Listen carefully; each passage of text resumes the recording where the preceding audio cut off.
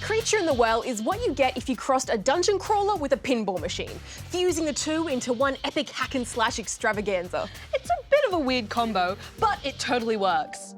You play as a robot engineer called a Botsy, the last of its kind. Your job is to venture into the belly of a mountain and restart the ancient weather machine buried within to release the town from the grips of an unruly sandstorm. To do this, you'll need to navigate the twisting corridors that make up each segment of the machine. This is where the pinball or pin brawl idea comes into play. In each room, you'll need to siphon energy from the bumpers and barricades in your way by launching balls at them. With each hit, the ball gains more and more energy. You then use what you've collected to open the locked doors in your way. But of course, it's not that easy, and you are not alone in the mountains.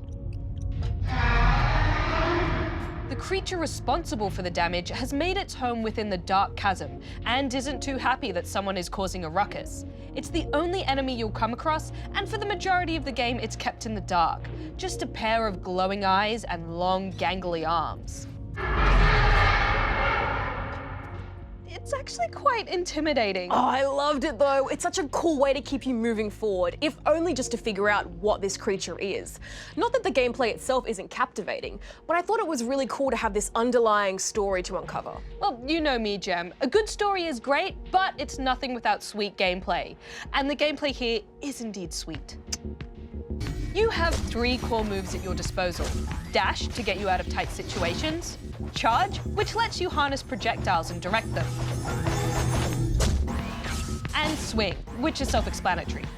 It sounds simple, but it can be a real test of wits and skill as you learn to pull all 3 together to overcome the growing number of obstacles that crop up as you progress. Yes, obstacles like giant death pillars, floor lasers, and stunning projectiles, courtesy of the big beastie down below.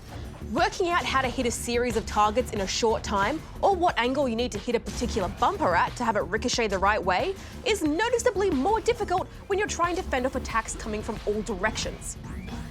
As frustrating as they can be, they did help to break up the noticeably similar looking rooms, because I did get turned around quite a lot, even with a map.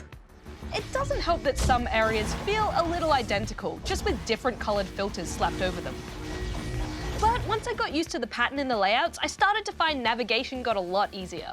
Plus, your map will show any rooms you've left uncompleted, so you can find your way back to them should you find yourself low on energy.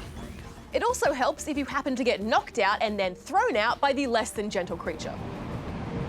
While the room's obstacles do reset, the doors won't relock, so you have the option to just run through to where you left off or try and harvest more energy on the way. In fact, you could theoretically store up enough energy to zip through a whole section without hitting a single ball. But then you wouldn't be learning anything or improving.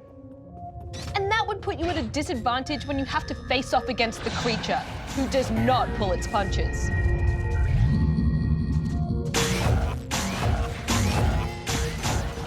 It's cool that you're given the chance to figure that out by yourself. And I like how everything feels tight enough that you don't have to rely on tricks like that to succeed. Exactly. Even the weapons themselves are a learning process.